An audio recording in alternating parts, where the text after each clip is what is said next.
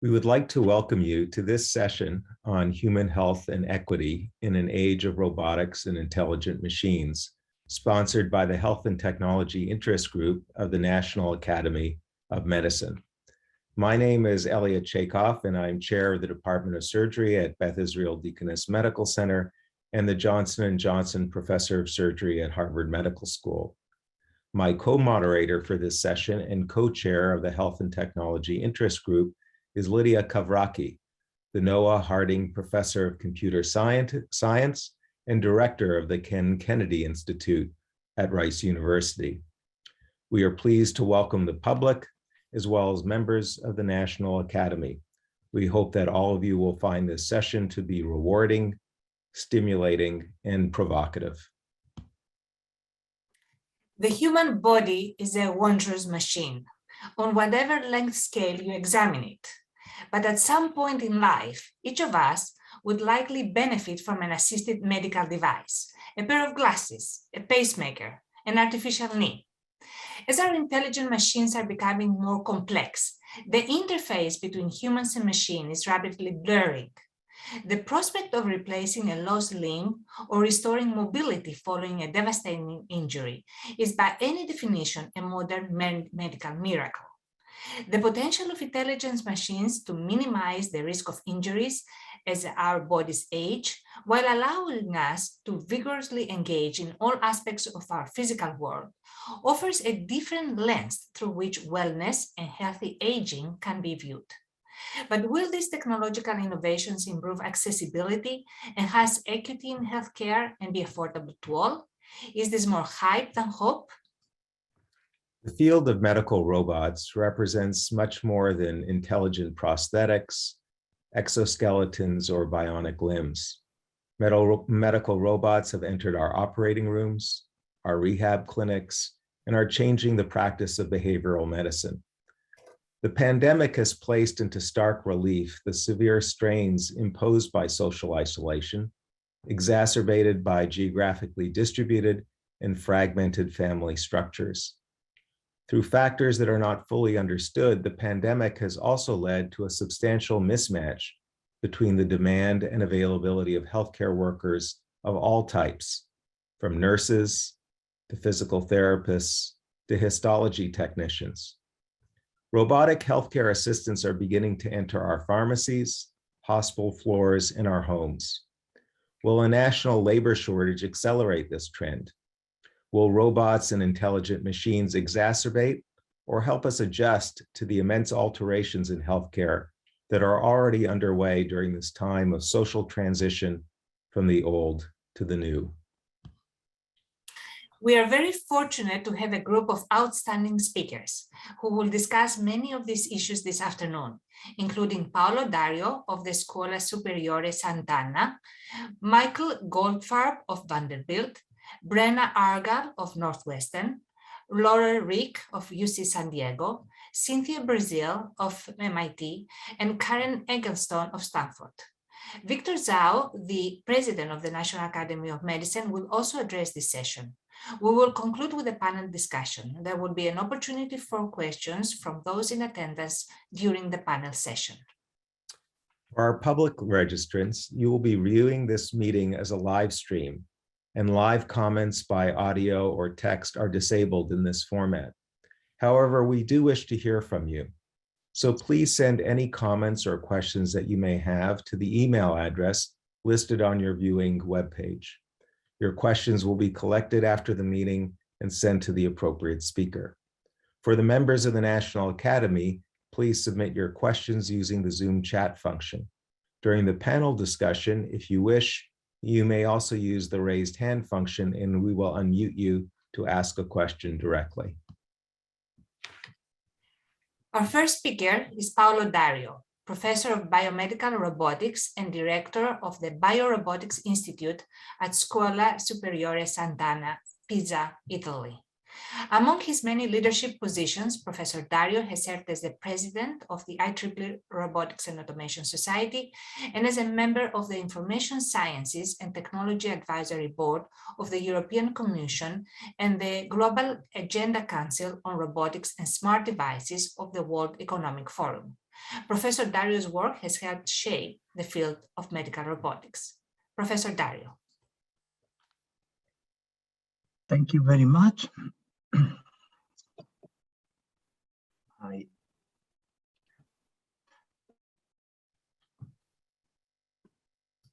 I hope you can see my slides.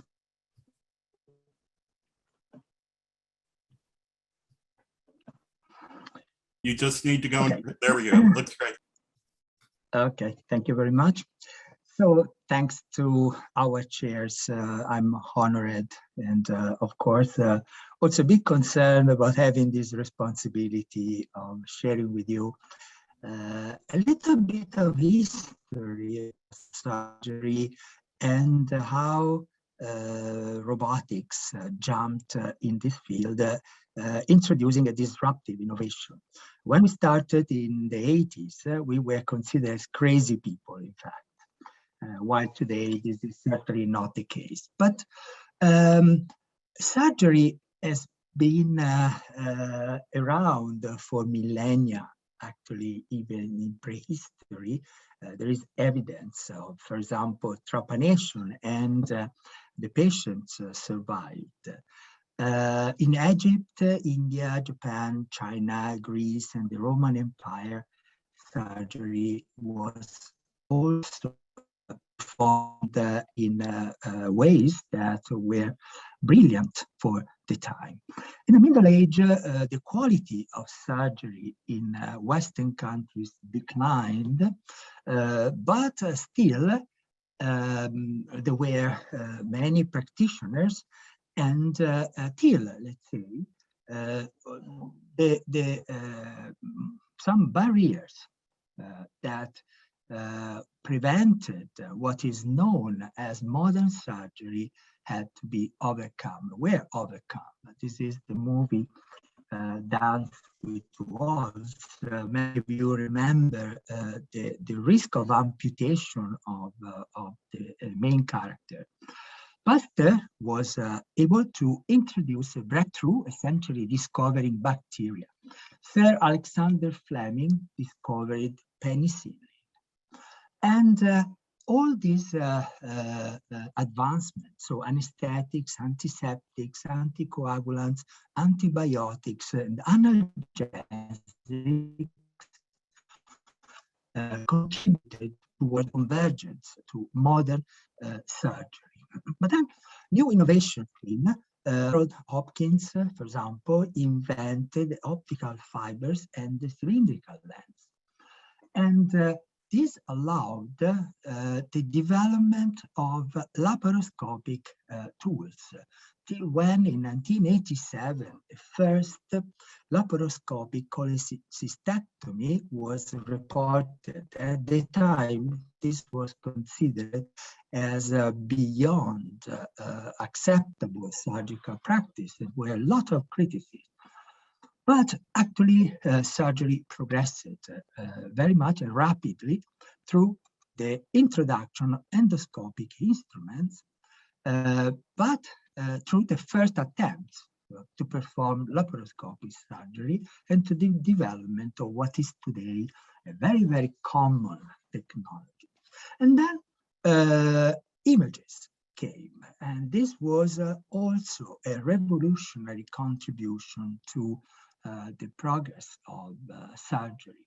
If we consider how deep and strong was the impact of imaging in many, many different areas, you can agree that this was another disruption in the evolution of surgery. So this is what can be considered the birth of computer-assisted surgery. So the modern surgery, as we have seen, together with minimal invasive surgery and computer-assisted surgery, till when, in the early 80s, some people, including myself, I must say, but many colleagues, started to explore the use of robots in this scenario. And this is, in fact, the first attempt for a brain biopsy, so using an industrial robot in brain biopsy. And then other researchers came in with neurosurgery, again, prostate surgery, orthopedic surgery. This is I would say, foundational work made by Russ Taylor and colleagues in orthopedic surgery. And this was the first human orthopedic surgery using the robot in 1992.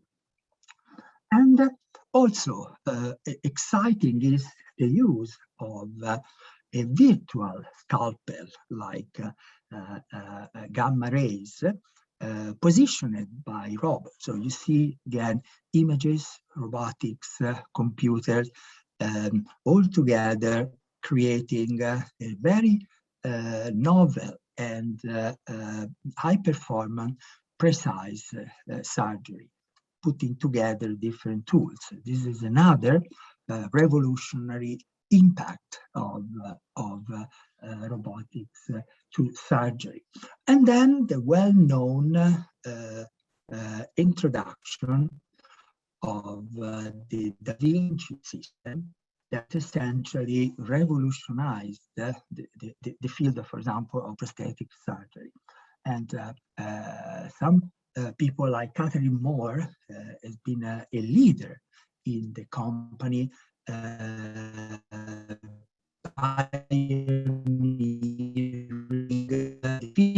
one of the brilliant women contributed to this. This is the family of intuitive surgical robots till the Da Vinci Xi recently, and more, of course, that is coming. And also in Europe, this is one among the many examples of competitors, let's say, of alternative approaches to robotics. And one is has been developed by a company created by a former student of mine that demonstrates how super microsurgery, in fact, could be performed using a teleoperated, very efficient and dexterous medical robot. But what is about this is the present. So what about the future? And the future is brilliant. Is very promising. For example, new ways of performing intervention like high-intensity focused ultrasound, what is called HIFU. Those are the results of a European project in which, again, the combination of imaging, robotics, medical, say, computer assistant, planning, and novel surgical techniques altogether contribute to open new frontiers in robot-assisted surgery.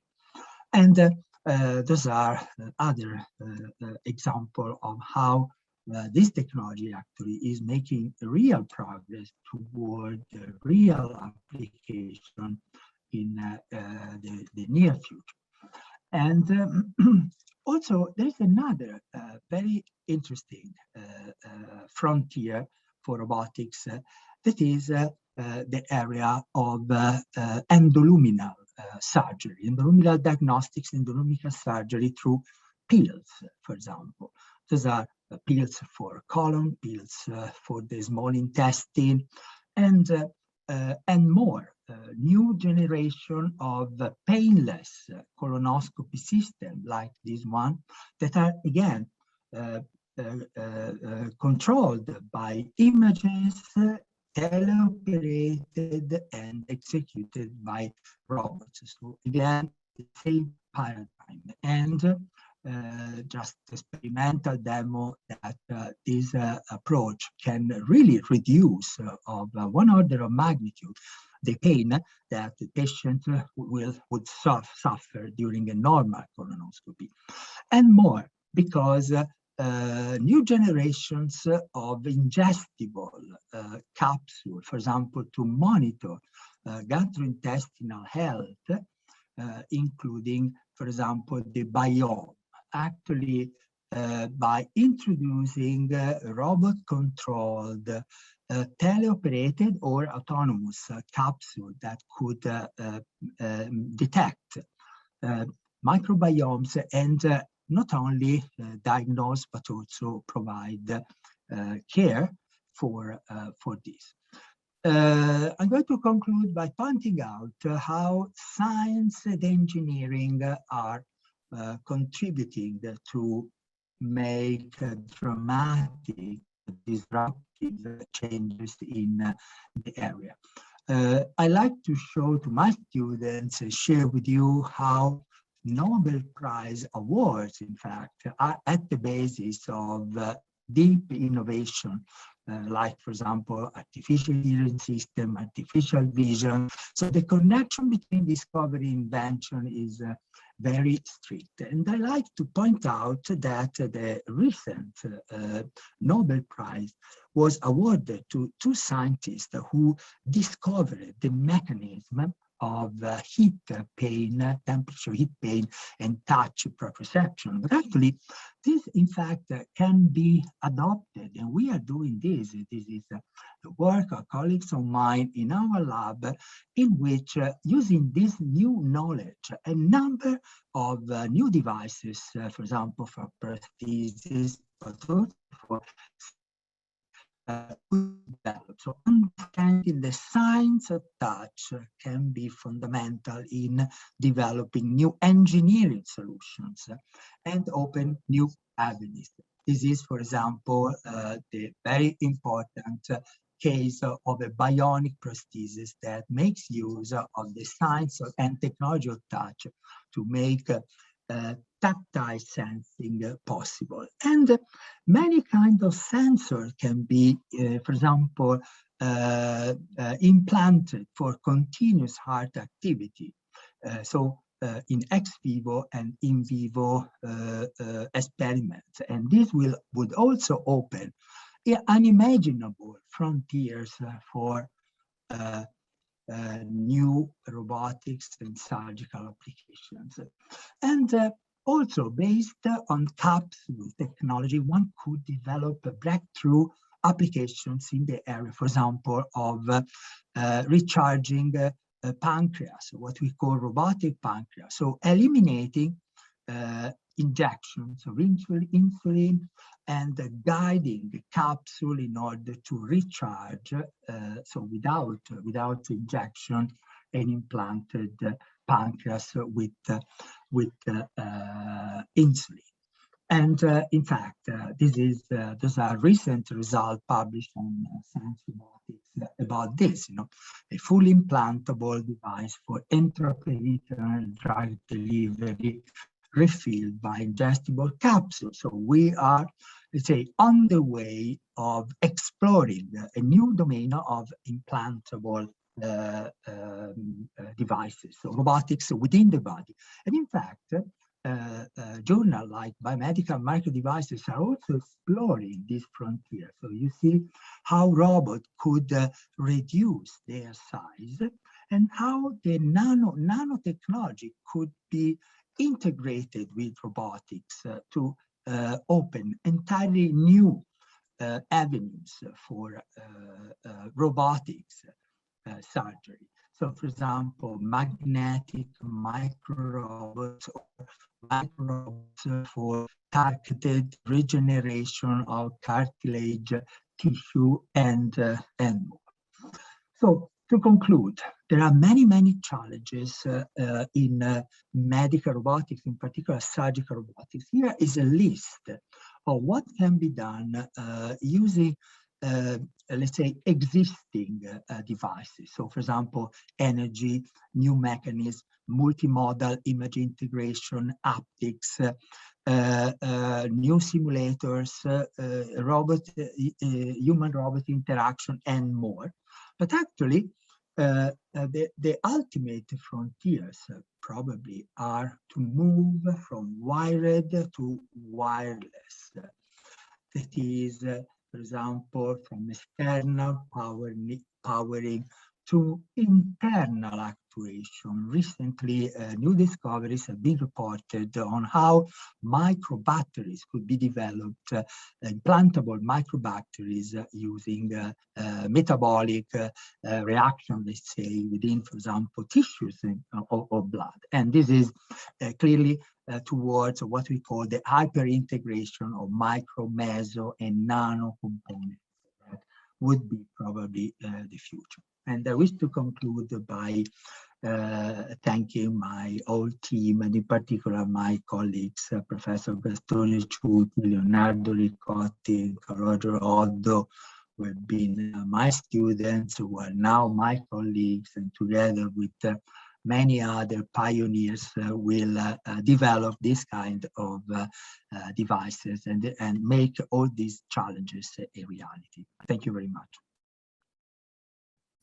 Thank you, Paolo, for this wonderful talk. I think you oriented yourself, the whole session wonderfully by giving us a perspective on what has happened in surgical robotics in the past. I will follow up with one question. You gave us many examples of implantable devices, surgical robots. You talked about the transition from wired to wireless being a challenge for us as we move forward. What other gaps do you see in allowing surgical robots to transition to autonomous units? I would say that autonomous robotics in surgery has been already explored, for example, originally with the orthopedic surgery. The orthopedic surgeons, Robodoc in the 90s was used in a sort of autonomous manner to perform hip implant or knee implant. And but I would say, so this is a technology that more or less is already feasible. In most cases today, for example, the Da Vinci is teleoperated. So autonomous behavior is possible, but most surgeons prefer supervising the robot. So I personally believe that in the near future, what will be more acceptable and technically more feasible is a sort of mix in which the robot has some degree of autonomy, but the surgeon and the medical staff is always there to supervise and to introduce the skills that human doctor always have and will have in order to make the surgery more successful. Okay, thank you very much. We will proceed to our next speaker right now, but all of you will have the chance to ask questions to our speakers during our panel session.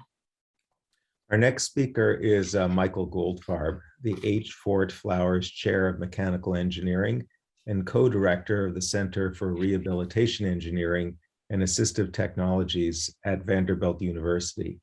Dr. Goldfarb is also professor of electrical engineering, physical medicine, and rehabilitation. His research has sought to minimize physical disability with robotic arms, legs, and exoskeletons.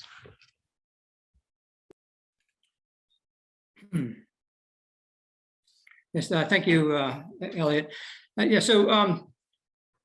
I'm going to talk about some recent research trends in the development of robotic prosthetics and orthotics. I'm going to cover 4 categories of those, which are lower limb prostheses and orthoses, and then upper limb prostheses and orthoses. And I will cover them starting with the lower limb prostheses, and I'm going to go clockwise around this table. So to start with, just an understanding of what the state of the art is in lower limb prostheses. The state of the art in knees, I consider, and probably most people consider, what's called an MPK, microprocessor controlled knee, which modulates resistance to motion. So it'll provide a high resistance during stance phase to support the weight of the user, and then a lower resistance during swing phase, so a user can essentially swing his or her leg forward. And then the ankle is a carbon fiber leaf spring. Both joints are energetically passive, which means they can resist motion, but cannot provide motion. And despite the fact they can't provide motion, they do a good job of walking, and a pretty good job of slope descent and stair descent, but there are a number of deficiencies that still remain, including stair ascent and steep slope ascent, which require power. And so people do that usually in a step 2 way instead of a step over way. And very slow walking and backward walking are stiff-legged, and individuals, especially with transfemoral amputation, fall at a much higher rate than healthy individuals, about 50 times, because these legs don't have recovery reflexes. They're not very robust to perturbation. So the primary research trend over the last decade has been to add motive power to lower limb prostheses. So the robotics technology has become good enough, and this is really around the roughly 2010 or so, that era or that time frame, where the robotics technology became good enough to put power into these legs.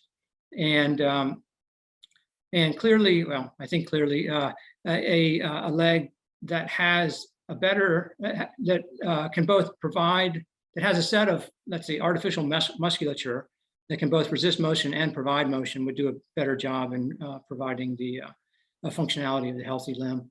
So just to give you some maybe examples of this, this is a powered knee and ankle that, or one of the devices we've developed in my lab over the past, I don't know, decade plus. So these can provide walking, good variable cadence adaptive walking. But as I said, the passive legs are also good at providing walking. Powered legs, however, can provide much better stair ascent, slope ascent, and actually also better stair descent, because the leg, part of descending stairs is kind of reaching down to the next stair, which provides a more stable motion. And so the power, you need power and or motive power and swing to do that. So better stair ascent and stair descent. I mentioned also this idea of stumbling. So this is with a passive prosthesis stumble. That's with a passive MPK, but we can put reflexes into the power devices with the intent of reducing the effect of these perturbations so that you're less likely to stumble. And this is an ongoing study, but just to be frank, the results seem that these reflexes substantially reduce the magnitude of stumble perturbations. So what are the challenges? I think at this point, users demand agency over their limbs when they're moving, when they're walking. Devices that have motive power have agency. They are capable of autonomy, but I don't think users will accept shared autonomy. So really, I think a large focus of current research is developing control and interface approaches that ensure that the movement of the device is highly coordinated with the movement and movement intent of the person using it. All right, lower limb orthoses, kind of the same story where traditionally they've been passive. A typical orthosis, I'm showing a KAFO here, knee ankle foot orthosis, would probably typically have a stance activated knee lock. So your knee's locked during stance. This is kind of a mechanically locked system. And then you have some kind of stiffness at the ankle to provide stability and support. And generally they're less sophisticated than lower limb prostheses. They do provide support to unstable joints and to weak musculature. The resulting gait is usually stiff-legged and isn't very adaptable to other terrain. I would argue that one of the greatest limitations of these devices is that they can't provide motive power. Well, maybe two. They can't provide motive power because the people who use these devices are probably people who could really benefit, or a large number of them could really benefit from assistive power. And then also, they don't have much adaptability. So they walk on level terrain, can't do much else. So maybe it's clear that there's real opportunity here for motive power. So you have the same trends, I would say, as in lower limb prostheses. Lower limb orthoses that have power generally become known as exoskeletons. I personally prefer the term powered orthoses, but that's not where the semantics have converged. I would say there's two major classes of exoskeleton. Maybe there's more than that, but I'm calling them, they've really kind of bifurcated along the lines of exoskeletons for non-ambulatory individuals and exoskeletons for poorly ambulatory individuals. And the difference is that the non-ambulatory individuals you could think of as people who typically would use a wheelchair to get around, and they don't insist on coordinating their own movement. They want control over the exoskeleton, but the actual coordination of movement they are willing to cede to the exoskeleton, whereas poorly ambulatory individuals can walk without the exoskeleton. They're not willing to concede agency or control of coordination. That happens to be the harder problem from the exoskeleton perspective. So the devices that are available for non-ambulatory individuals, such as the one shown on the right here, the Indigo exoskeleton, those have already started to emerge. And as I have at the bottom here, I have a conflict of interest there because that was licensed for my lab. But there are other similar devices on the market, the Exo, the Rewalk. Those have started to emerge commercially. The second class has yet to emerge, but they are coming, I believe. Just to give you an example of the first set of first class of devices, what I'm calling non-ambulatory. This is a woman who's actually, so she's maybe obviously not wearing an exoskeleton. She's a spinal cord injury, Asia C, wearing an AFO on the right leg and a KAFO on the left leg. And she's able to walk of sorts, but you know, the power is not coming from her legs. The orthoses are able to prevent her legs from buckling, but power is really coming from her upper body. So this is walking of sorts, but this is the type of individual who doesn't insist on coordinating their own movement. With the exoskeleton, this is the same woman, same week, with an exoskeleton, and you can see the motive power and the coordination that the exoskeleton offers really provides, I'd say, substantial improvement in her mobility. So she is able to command steps, but not commanding the coordination, motion coordination. Oops, it's not what I meant to do. All right, the second class, and to my knowledge, there aren't really commercial solutions available yet, but they're emerging. This is one that is a pre-market prototype from Parker Hannifin. They let me present this here. But the idea is it's basically the same as a regular KAFO, but instead of a stance lock knee joint that the orthotist would buy, you buy this power joint. And the power joint provides assistive power. So this shows a woman with hemiparesis. This is first a few steps with a passive conventional KAFO, and then it'll show steps with what they call the Nomad, the assistive version. So you can see stiff knee, that's with the Nomad. This is slow motion, stiff knee. You can look at the foot if you want to see the trajectory. And with the assistive motion, this is from the frontal plane with the Nomad. The Nomad is what they call this pre-product. So if I had more time, I would extend this video, or the video shows also slope ascent, slope descent, stair ascent, and stair descent, because not only does it provide better motion walking, it allows different activities. Okay, oops, that's not what I wanted. So with upper limb orthoses, it's somewhat of a similar story, which is to say power, but it's also not just adding motive power, because the state of the art in upper limb orthoses are basically supportive. They're passive supportive, but now that you have power, you can provide movement.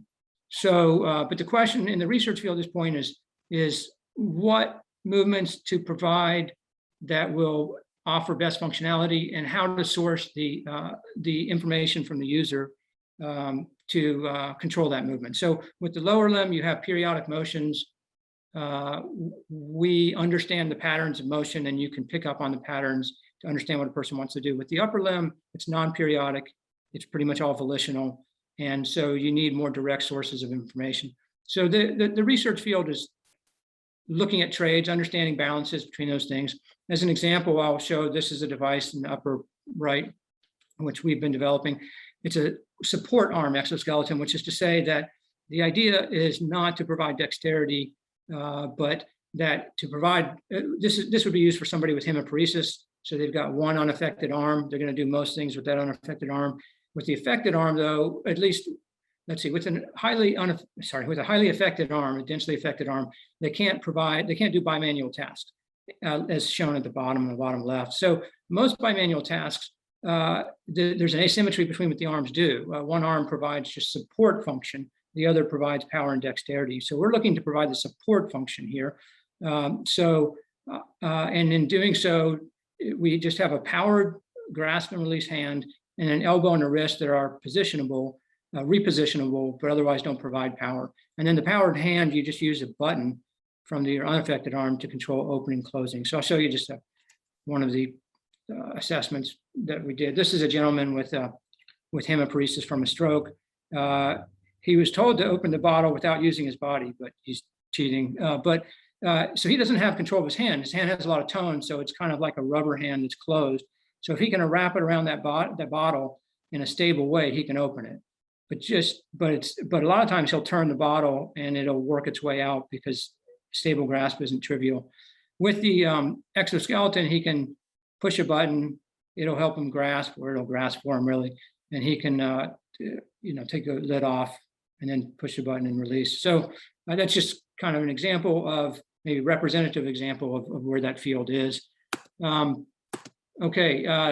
and last is the upper limb prostheses. And those, so unlike the other three other classes of device, upper limb prostheses have been powered for a number of decades, since the 70s, probably at least, but they've been single degree of freedom joints with sequential movement. So if you have an elbow and a hand, the hand is open, close, and you move the elbow first and then open the hand and then move the elbow and close the hand and so on. So the research focus right now is really on increasing dexterity, which means number of active degrees of freedom, and also how to control those in some kind of simultaneous way, the way that our central nervous system controls our movements. And there are a lot of challenges to that.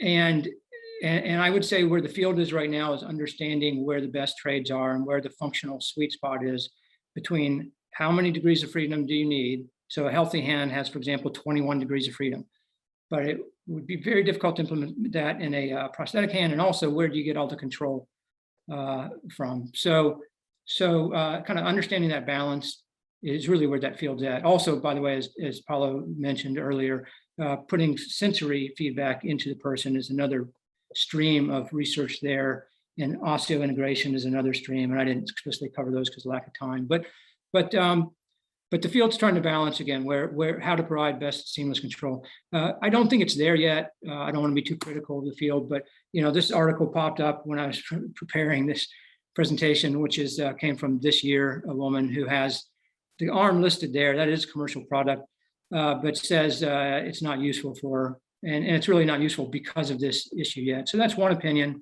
but I think those issues really need to be resolved before these become truly useful. So my summary is, in general, the field's adding power and/or power degrees of freedom to prostheses and orthoses to provide better mobility, robustness, functionality, et cetera. But that power is only as useful as the control system that governs it. So the way a person interfaces with it, and really the user has to retain full agency, no shared autonomy to the extent that they know about it, and they must be able to seamlessly control the power before these are really ready for prime time. That being said, progress, in the field, especially over the last decade, even over the last 5 years, has been very promising in my opinion. And I fully expect powered devices to emerge and become widely accepted within the decade, because I think once that control problem is addressed, they really do have the potential to add a lot of value to the user. Thank you. Michael, that was terrific. Let me ask one question. Can you comment on the viability of using brain or neural implants to interface with or control robotic prostheses or exoskeletons? Yeah, thank you for the question, Elliot. So a number of groups are working on that, and Paolo's group is one. And I think that that's really a trade-off where a lot of people, let's see, the field right now, the expectation of the user is that they're not going to have surgery to be able to use the device. I think people would be willing to have surgery if the functional trade-off is worth the level of invasiveness, really. So largely it's not there yet. It's hard to answer that in a blanket way, but I think largely it's not there yet. So, one area in which I think there's potentially real, where there might be real value there is in sensory feedback, because arguably the only way to get it in is to do it with some kind of neural implants. But that's an interesting area, not ready for prime time, but I think a lot of people looking at it, and to be realistic, again, I don't think the the field, the commercial field is ready for that, but at some point when the value that it adds is worth it's worth the invasiveness, then it has promise. Thank you. Let's move to our next speaker now. Our next speaker is Brenna Argall, Associate Professor of Mechanical Engineering, Computer Science, and Physical Medicine and Rehabilitation at Northwestern University. Professor Argall is also affiliated with the Rehabilitation Institute of Chicago, now the Shirley Ryan Ability Lab, a premier rehabilitation hospital. Her research at the intersection of artificial intelligence, machine learning, and rehabilitation robotics advances human ability by incorporating robotic autonomy and intelligence into assistive devices. Professor Argall. Thanks, Lydia. So as was mentioned, my lab is located in a rehabilitation hospital named the Shirley Ryan Ability Lab, formerly known as the Rehabilitation Institute of Chicago. So I'm someone who is trained as an autonomous roboticist who's been now immersed within and marinating within a clinical rehabilitation space for the last 10 years. I'm going to focus in this talk on functionally assisted machines. And what we see broadly throughout the field is that these machines are more capable mechanically than they are controllable by the end users who they are intended to assist. And the reason why is because it's difficult or a challenge to capture adequate control signals from the human body.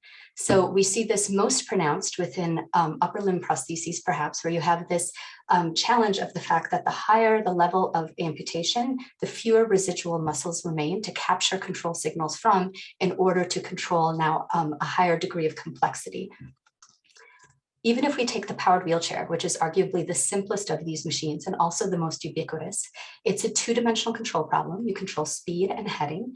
And yet we see that as people have higher levels of spinal cord injury, for example, or more severe paralysis that requires that necessitates the use of alternative interfaces to joysticks, we now see the dimensionality of the control interface drop down from 2 to maybe 1.5 to 1. And also that it becomes like flipping a switch on and off. So it becomes a non-proportional control signal. So if you blow harder into a siphon pump, you don't go faster. And so this makes it more difficult to control a powered wheelchair. And those challenges are only exacerbated as machines become more complex. So now if we would like to use these same interfaces to control an assistive robotic arm mounted to a powered wheelchair, controlling a robotic arm, just positioning the end effector in space is a 6D control problem. So you have to position it in 3D and orient it in 3D.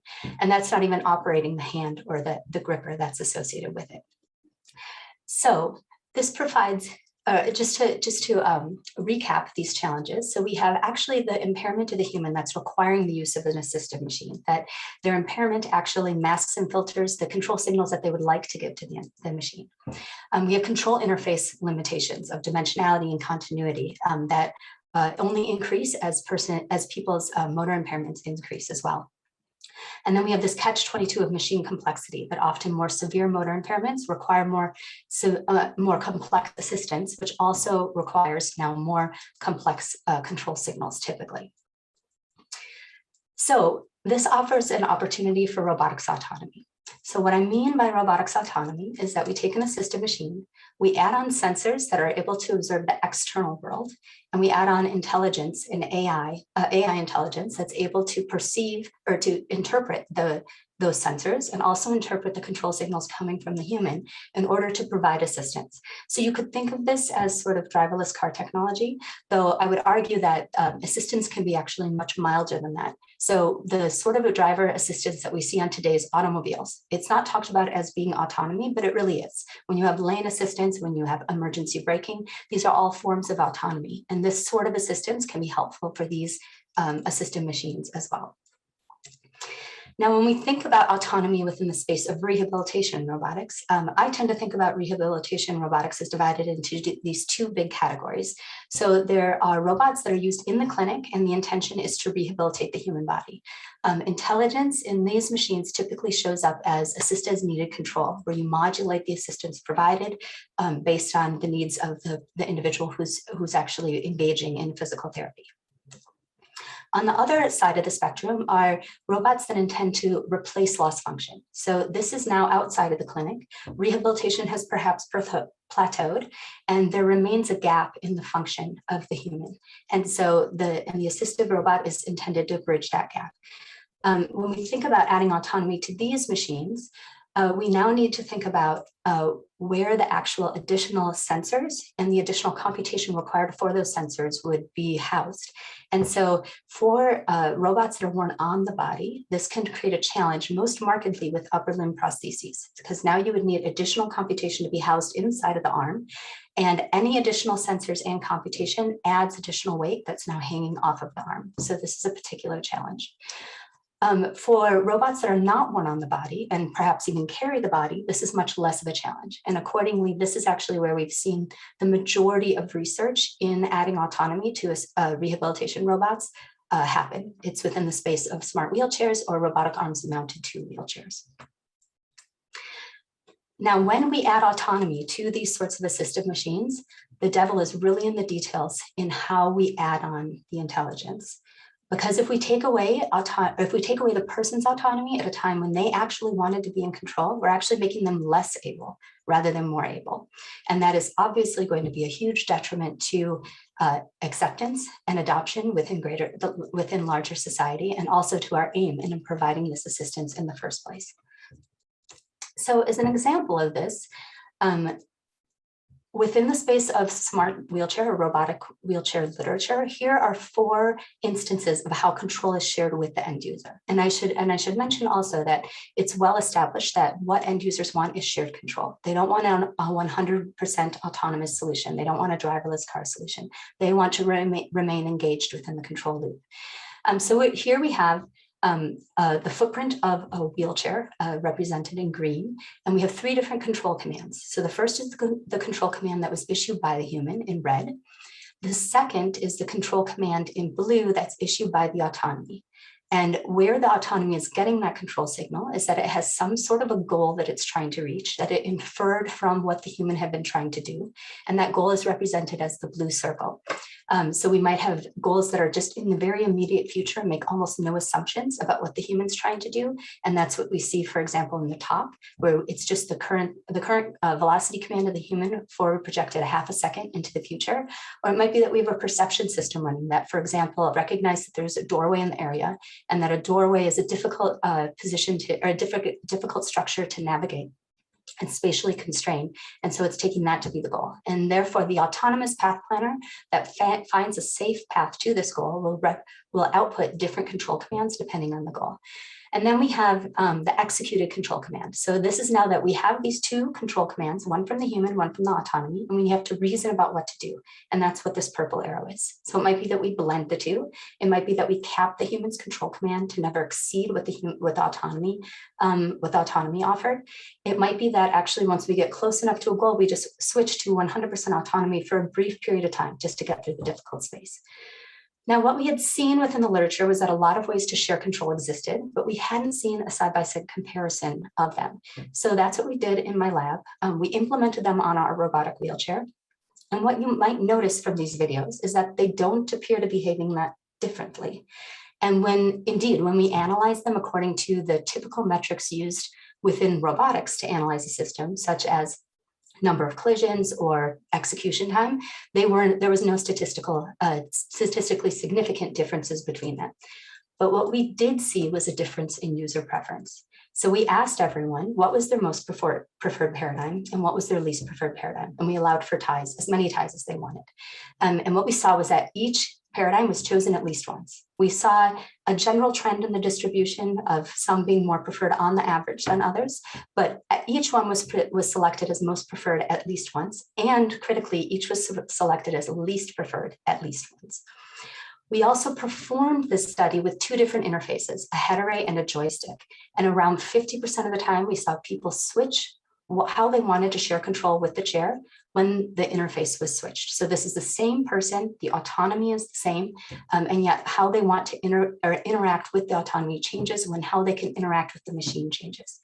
And we also saw that happen when across sessions. So this was 2 to 4 sessions, and over time we saw them changing as well. And we don't have a good idea if that is just their learning of what the being able to anticipate what the autonomy is doing, and they preferred different autonomy paradigms once they understood them better, or if it was something else entirely, or how comfortable they were with the autonomy. These are unanswered questions. So if we go back to the challenges for assistive autonomy, I would add to this list, or sorry, the challenges of for just operating assistive machines. All of these are also challenges for assistive autonomy.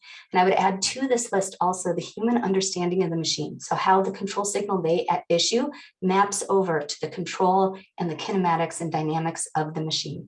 And then also of the autonomy, because what happens when the human issues the same control signal under different autonomy paradigms, different shared autonomy paradigms, is going to be different. And they need to understand that in order to integrate successfully with this intelligence. Now, we also expect that actually the way that we share control should change over time, because our end users are physically changing over time. So we know people in general change in how they interact with autonomy, just broadly and generally.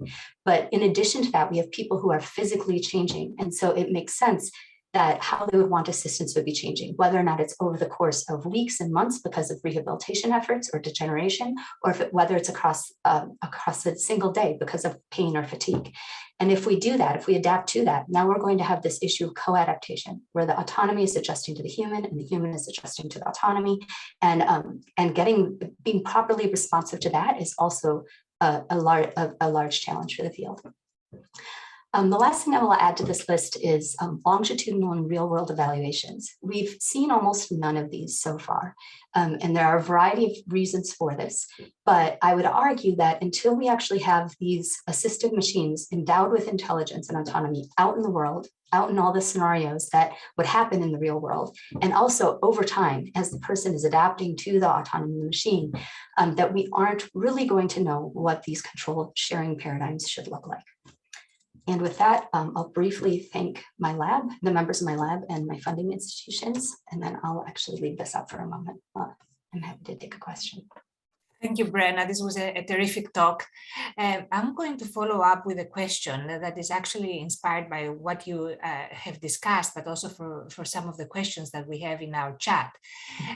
Isn't the technology mature enough to account for the variability which exists in human attention, environmental awareness, cognition, but also age and gender? Mm-hmm. So I would say that I do not know of studies that have aimed to look at age and gender specifically. And I would say the question of how individualized this control sharing needs to be is still an open one. So we don't know if this needs to actually be separate paradigms for each person, or just a little bit of tuning. When you get fit for a powered wheelchair, for example, the therapist spends quite a bit of time tuning the control parameters of the interface and of the machine itself to your specific needs and abilities. And so it's unclear whether or not we just need to take a single shared control paradigm, or perhaps a bunch of them and select one from a bunch and then just tune it up a bit, and then that'll be enough. It's unclear whether or not we can group people by gender or by age, or group them by motor impairment or interface in use, and that will be enough. These are all still open questions, but very important ones, and we're working on it. Thank you very much. I think we can move to the next speaker. Our next speaker is Laurel Riek, Associate Professor of Computer Science and Engineering at UC San Diego. Professor Riek has a joint appointment in the Department of Emergency Medicine and in the Contextual Robotics Institute at UCSD, and previously served as a senior AI engineer and roboticist at the MITRE Corporation.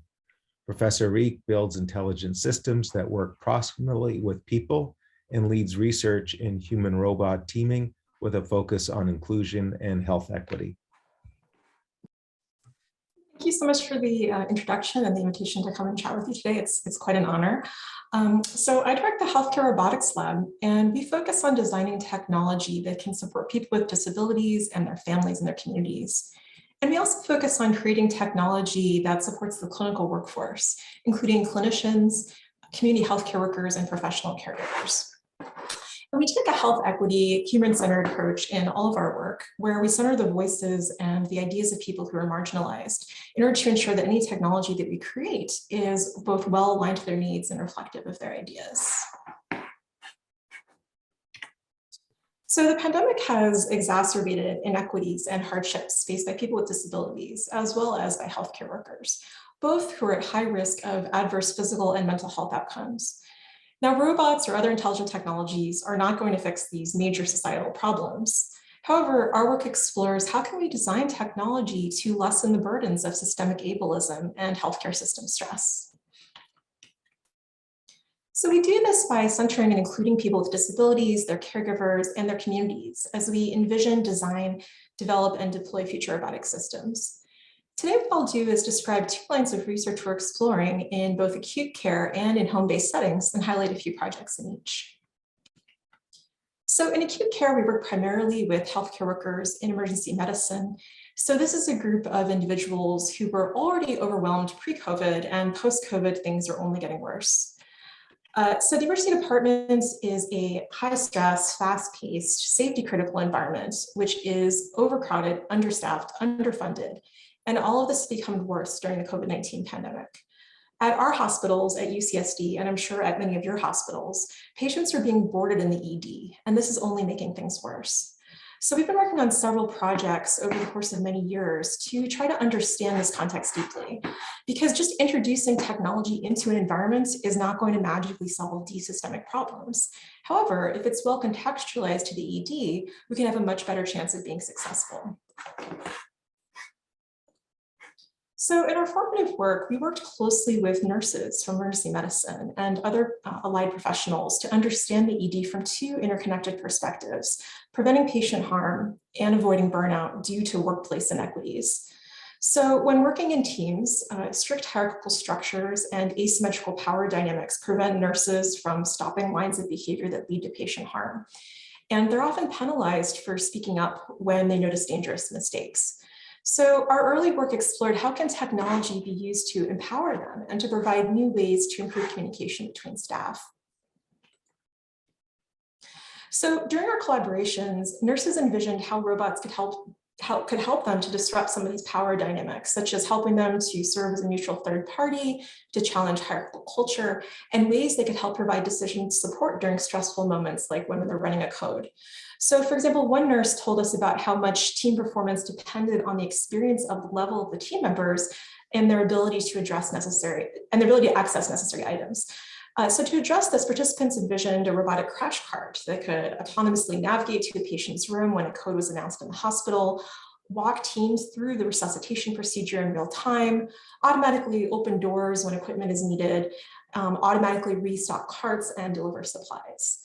And this was one of many, many ideas that our collaborators generated, but this one was particularly inspirational. And this actually inspired a number of follow-on projects where we really started to explore how to create a robot that could understand some of these really complex contexts of teamwork during these moments of intense work, such as during codes, and travel autonomously through the ED, aiding healthcare workers, such as by delivering supplies or sharing information. So we developed a social navigation system called the Safety Critical Deep Q Network, or SafetyQN. And SafetyQN is able to understand patient acuity in the ED to help it make smart navigation decisions. It was trained on thousands of videos from emergency medicine documentaries, which reflected the dynamic, chaotic nature and crowded nature of the ED. And it used these to estimate a patient acuity score. And then it encoded patient acuity within a map state space. And then it used a neural network to predict a path that avoids high acuity patients as much as possible when moving through the ED. This way, the robot can avoid interrupting important work and choose better paths to take. So we compared SafetyQN to 3 other methods, and we found that overall, it achieved a path length and high acuity penalty that was significantly lower than comparative methods. And this was really exciting because it showed us that SafetyQN can generate not only efficient paths, but those that are safety compliant, right? That those that will avoid interrupting important work.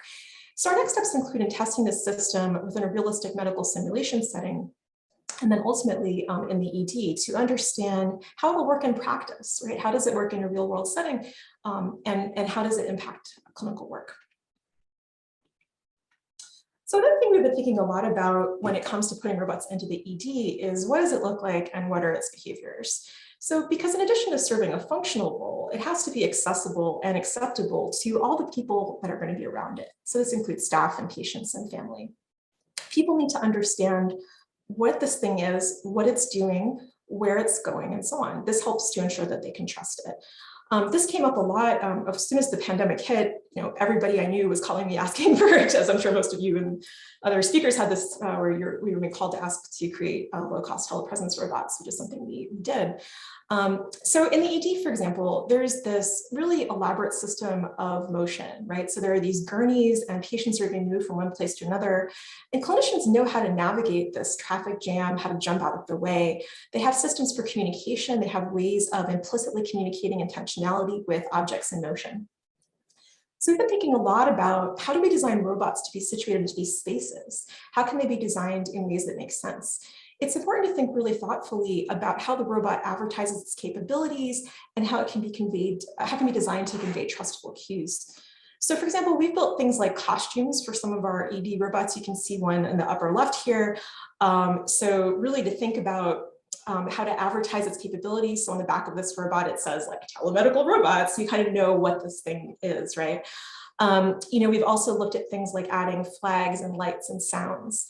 And so we have to think about this within the context of the ED, right, which is already a big cacophony of noise. So how do you balance these sorts of issues? And these are important things to consider when you're designing for some of these spaces. And to really help us look towards the future, we've been engaging in a number of speculative design projects as well. So, what does the future hospital look like? What would the hospital of 2041 be like? And how would you design it? And what would you interact with? So we engaged in a collaborative speculative design process with emergency medicine, physicians, nurses, and other staff to envision a future ED where robots scurry along the ceiling and provide help at the bedside, where smart furniture and walls can provide spaces for privacy and calm. And based on this, we created a number of design recommendations for future intelligent systems to support healthcare workers to really consider how to reconfigure and reimagine the built environment. And we covered new ways that we could use technology to help support resilience, both at the hospital system level as well as that of healthcare workers, which is really exciting and something that we look forward to exploring further. So at this point, I'd like to transition to some of the work that we've been doing in home-based settings, and in particular to support people with cognitive impairments. So I'm sure all of you are familiar with dementia. It affects 50 million people worldwide, and it can dramatically affect someone's cognitive abilities. And people with dementia require personalized and unique interventions to support their health and independence. So mild cognitive impairment, or MCI, can also cause some of these symptoms, and it's a prodromal condition that sits between regular aging and dementia. So there are pending pharmacological treatments for dementia, but meanwhile, there are a number of behavioral and lifestyle interventions that can be effective. So one successful intervention for mild cognitive impairment was developed by my collaborator, Dr. Elizabeth Twomley, and it's called compensatory cognitive training, or CCT. So CCT teaches people metacognitive strategies so they can learn to bypass the impaired function and minimize the impact of their impairments on their daily lives. So for example, we might encourage someone to make a habit of placing their keys next to the door when they return home, or use strategies such as visual imagery or acronyms to compensate for memory difficulties. So traditionally, human neuropsychologists or cognitive therapists will work really closely with someone with MCI to determine their needs and goals and tailor the intervention for the individual. One thing that we've been looking at is how can we adapt the CCT intervention to be delivered via robots? The inspiration here is that robots can extend the reach of the intervention. So to start, the idea is the robot can help to augment the clinician's work, to help people at home with their homework and so on. But ultimately, we'd like the robot to be the sole deliverer of the intervention if possible, again, to help to extend the reach of the intervention for those that can't make it to clinic. So our system delivers longitudinal compensatory cognitive training and helps users practice cognitive strategies to strengthen their memory planning and executive functioning via these activities, which can help to minimize the impact of MCI on their daily lives. And the idea is that this could be used in someone's home for the duration of what the clinic-based intervention would be like, so just traditionally 8 weeks. And our system consists of a social robot that's coupled with a tablet display in order to support multimodal communication as well as to promote accessibility. So we implemented a number of activities and strategies to help people practice these different types of cognitive strategies. These activities were drawn from this existing CCT intervention, and they're very demonstrative of how a cognitively assistive robot and a person with MCI might interact during compensatory cognitive training. So these are things like the word game, where a robot's going to tell the user a list of words, and the user has to verbally tell it how many of the words they can remember. A color game where the robot will show them a series of colors and the user is going to input them on the tablet as they appear, as well as lifestyle strategies, mindfulness, and so on, all of which are associated with helping to potentially stall stall cognitive decline. And what's interesting about this is the difficulty of each of these activities can be configured to match a person's cognitive abilities. So a robot might give users longer sequences of words to remember or ask them to practice specific cognitive strategies that can be beneficial to them. So I'll just briefly show you a video. This is a very, very early prototype, but it should give you an overview of what this looks like. Hi, it's great to see you. Here are today's activities. Please choose when to start. Let's start the color game. Let's get through 3 rounds. Here's round number 1.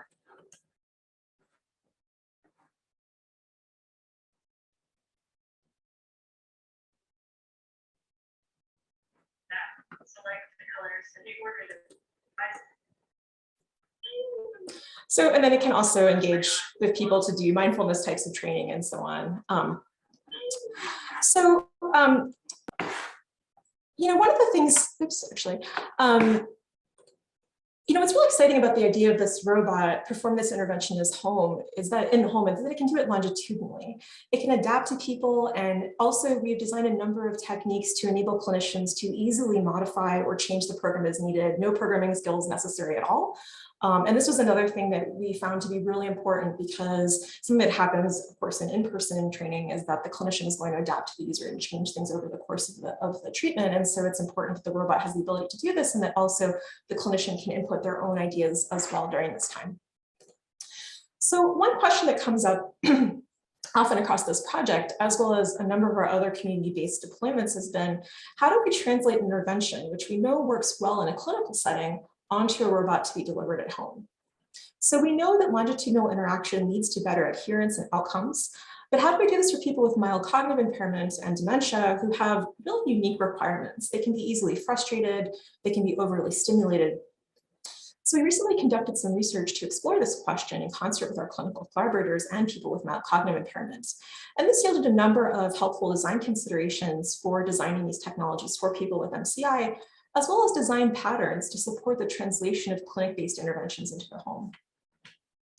So for people with MCI, this included a number of cognitive considerations, such as keeping content very simple, providing visual aids, clearly organizing information and supporting breaks, as well as some physical ones. So the robot needs to be small enough so people can carry it between rooms. It should be adaptable for people with physical or sensory impairments as well. And so these were some of the things that came up that were sort of interesting to us. Also, it yielded a number of key design patterns for how to translate interventions from clinic to home, as well as from clinician to robot. So of course, maintaining engagement is important. This is even, of course, more important for people with MCI. It's also really important that the intervention is connected to the real world so that it can translate. If, you know, one of the things about other types of like restorative types of cognitive training is that they often don't translate outside of the therapy, in which case they're not as effective. And so it's important that we can connect it really closely to their daily lives. Another thing that was kind of interesting is that since a lot of people aren't going to be getting better, and in fact, a number will be getting worse, it's important to consider ways to reframe how we think about rewarding someone. So rather than rewarding performance, one of the things that a lot of our clinical collaborators do and suggested in the design was to reward perseverance. And this is a very different take on serious games and serious health games as well. So I'd like to close by discussing health equity, which I was so pleased to see as a theme of this session and also of this meeting overall. We've been doing a lot of work with community members, healthcare leaders, staff, and family members, and a few things have come up that I'd like to share. The first is it's very important to be mindful of accessibility and affordability. Often as technologists, we're very focused on function. We want the thing to work. But we have to think a lot about the importance of form. And there's a lot of $1 million coat racks out there in hospitals, right? So these are very expensive technologies that are difficult to use and sit in the closet. And similarly, in the home, affordability is essential. A lot of people are making choices right now between insulin and food. We don't want to add robot or even necessarily internet into that decision. So that's something we have to think a lot about. And of course, privacy is another issue we also have to consider, which ties into equity. Finally, it's really important to make sure that the right problems are being solved, and including community partners can help to ensure this is possible. A lot of times, both technologists and clinicians can fall into a trap of techno-solutionism. And there's an awful lot of AI snake oil out there. So it's really helpful to be mindful of this as we move forward. That said, there's a lot of low-hanging fruit, real problems that we can work on today, and a slew of exciting new technologies which have the potential to make a huge difference in the lives of people with disabilities and chronic health conditions, as well as with the clinical workforce. And this mindset can help us to ensure we're building robots that truly support health equity.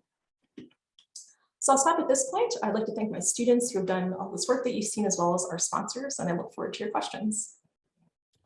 Laurel, that was absolutely outstanding.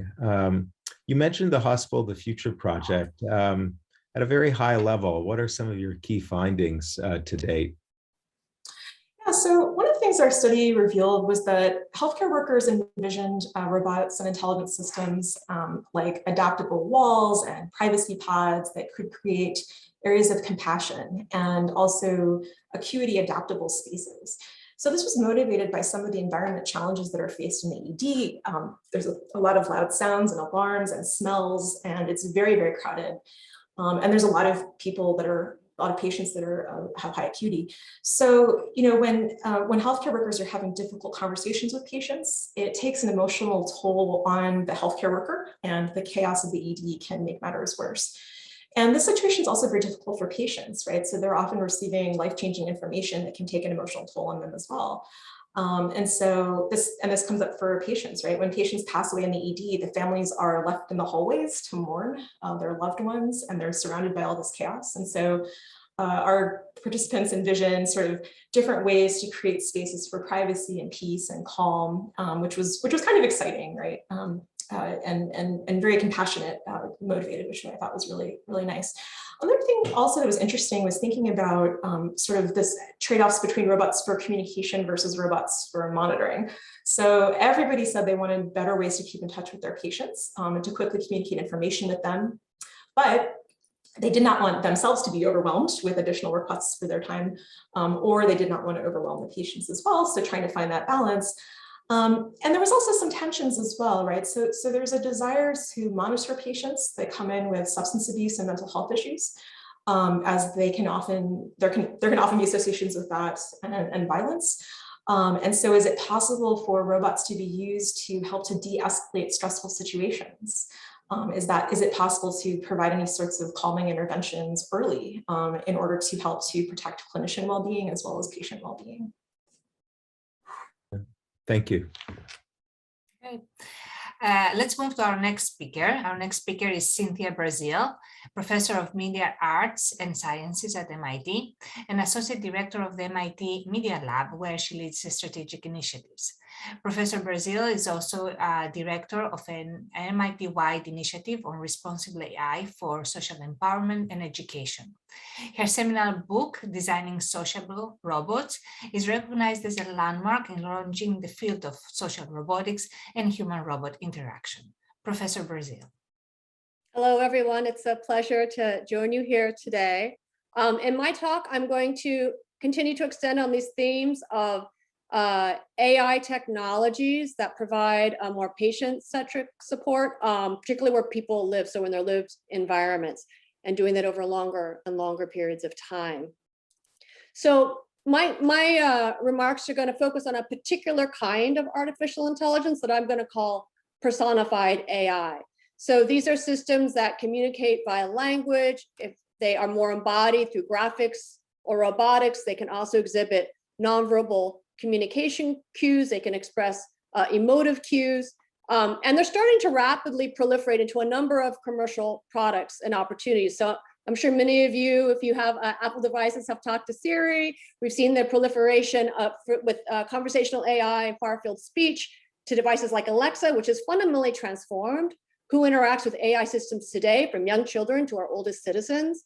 We're starting to see robots in the home being developed for older adults. We're starting to see them entering the factory floor where they're actually working shoulder to shoulder with people. So this is a technology that's continuing to get out there in the world. And I want to, basically explore with you through a couple examples what this could mean for health and wellness and aging.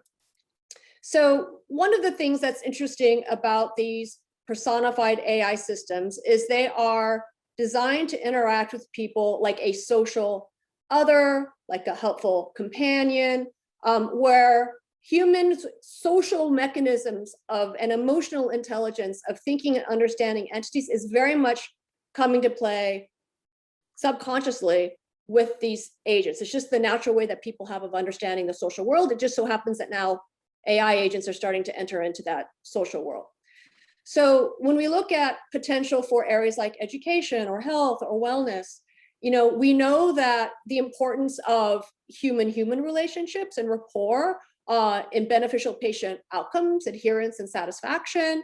We know that emotion is an important part of our adherence, of behavior change, of engagement, of learning.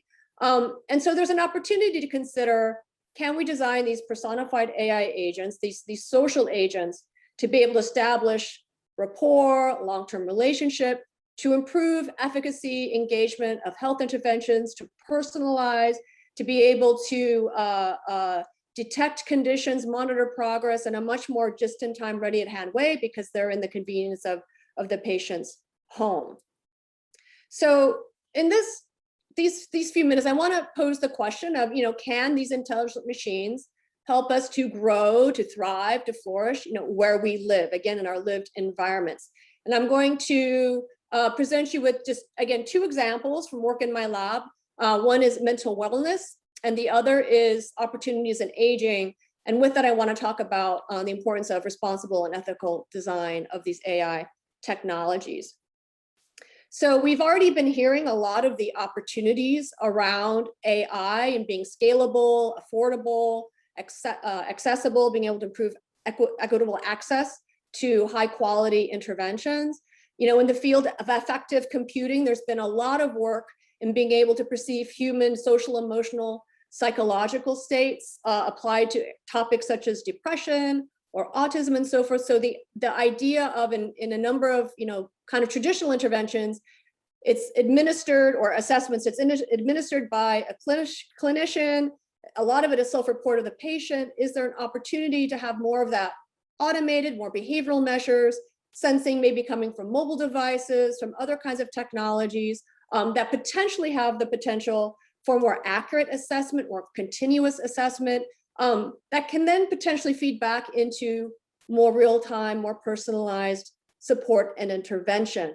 So again, these AI technologies can potentially also help administer proven interventions that are typically administered by people, but now in the convenience of someone's home or lived environment, bringing this more personalized, effective, just-in-time quality of support. And of course, all of this with the mindset of not replacing our care professionals, but how do we augment and extend what they already do, knowing that we're living in the time where the demand for these services is far exceeding our ability to train human professionals. So how can these technologies help us bridge that care gap is really one of the big questions here.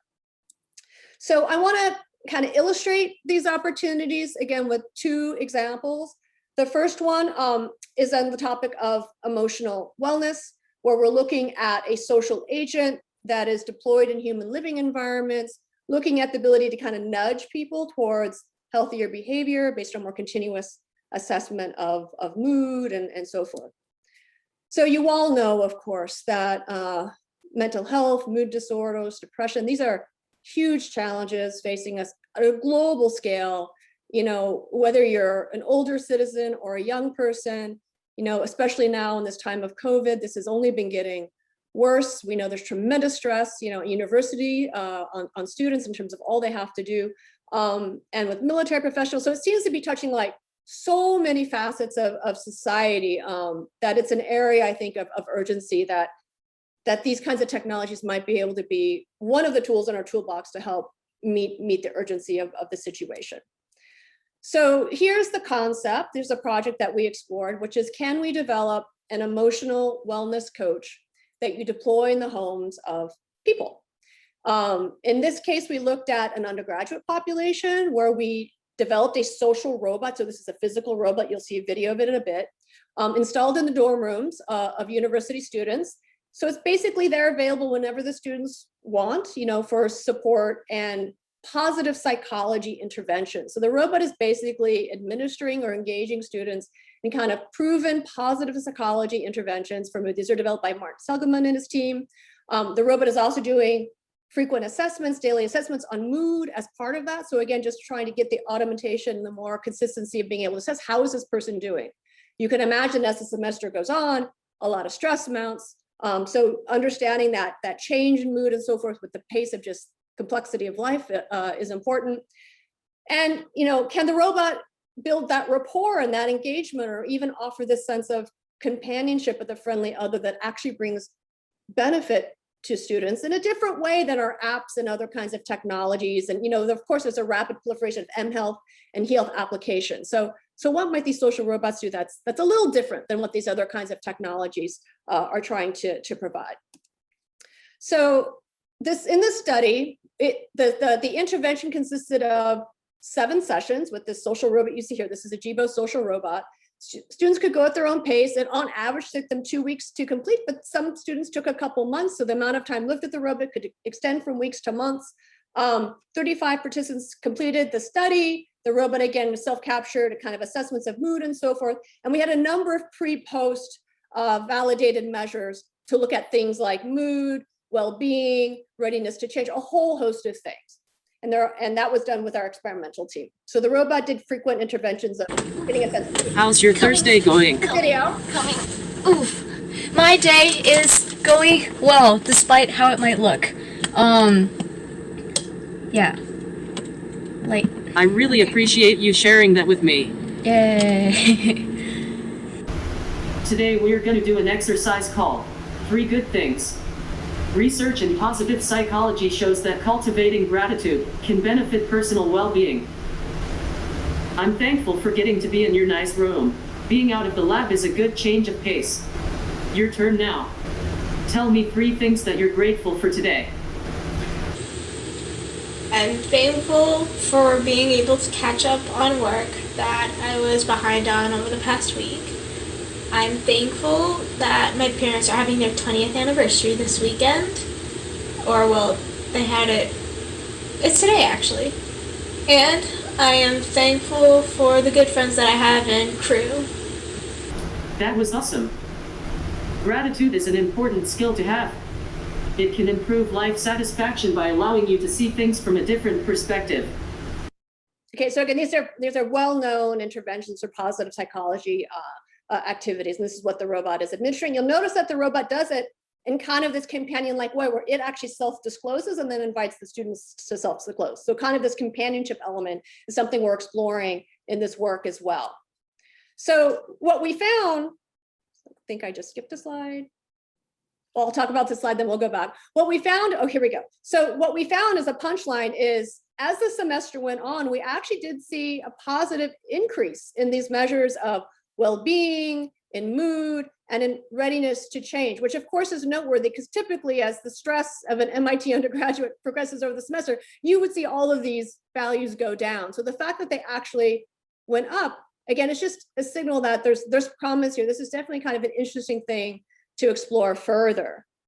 We also had over 60% of the undergraduates comment on the robot's companionship. And just to be clear, they're not comparing the robot to like their best friend or a peer, but it's sort of like this friendly little guy robot that is this kind of non-judgmental entity that's just kind of a pleasant, uplifting presence to have around. It was nice just to be able to disclose and talk to someone, right? So it's intriguing that the companionship that this kind of technology offers could also bring benefit. Now, we'll also say that when we looked at personality profiles and we dug into the data deeper, we found we had two kind of naturally petitioned groups of students who were higher conscientious, lower neuroticism groups versus higher neuroticism, lower conscientiousness. We saw both of the groups have an increase in general well-being, but when you looked at mood and readiness to change, more of that was being driven by the higher conscientiousness group. So again, this just echoes what Laura was saying. There's a lot of opportunity for personalization. There's no one size fits all. We've explored personalization quite a lot in our educational intervention. So this is a really interesting and important area, an opportunity for these technologies. So next slide. So next I want to talk about aging. As Laura mentioned, like this is another big area of challenge and opportunity, where we not only have this precipitous decline in kind of the caregiver support ratio over time, but also it's been difficult to even keep the care professionals that we've trained in the field, because this is emotionally challenging, difficult, and often not well compensated work. So I think there's things we need to do on that front to improve the situation, but it also, again, opens this opportunity of, can we create these kinds of AI entities that help augment and extend the care professionals and empower the care professionals that we do have in the convenience and readiness of the person's home. So there's actually two little stories I want to tell here. One is, you might think that older adults, or their stereotype is they're intimidated by these new technologies. And I just want to play this video for you because it presents a very different opportunity. A resident of the Alma Via assisted living community in San Francisco is meeting a new regular visitor here. It's a robot called Jibo that's being used as part of a pilot project among the several Bay Area facilities run by Elder Care Alliance. Erin Partridge, a researcher and art therapist with Elder Care Alliance, takes Jibo with her when she meets with the seniors. She says this is not a case of caretakers being replaced by automation. Instead, they're using this cute piece of technology to encourage their residents to connect with each other, despite some needing different levels of care. Jibo inspired some giggles and guffaws amongst this group here. When you get this age, you should be able to laugh more and more. What it does, it brings that out of us. That's part of the miracle of it. And that's part of the miracle of living as far as that goes. So just two important things to note. The importance of emotional and uplifting emotional experiences being brought to bear on, even with a technology, was something that they saw was important and valuable to them.